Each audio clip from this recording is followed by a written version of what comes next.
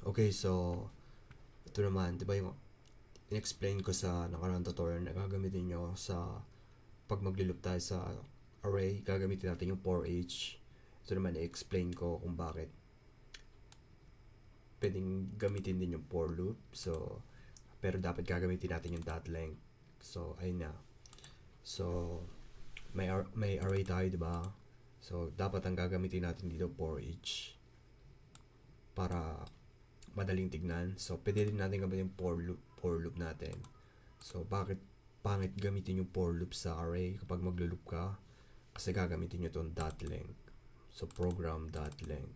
I-declare natin kung hanggang kailan yung ano. Pag ginamit naman natin yung ganito, kasi kung isipin nyo, hindi natin alam yung array nito kung kailan maglo-loop. Kaya, ang haba, di ba? Kaya, ginawa yung for each para alam natin na array yung ilulup natin. So, ayun, yung pinagkaiba lang. So, doon naman tayo sa for each. Sa next tutorial, i-ano natin yung for each loop na doon tayo sa array natin. So, yun. Okay, doon na tayo sa example na for each loop natin.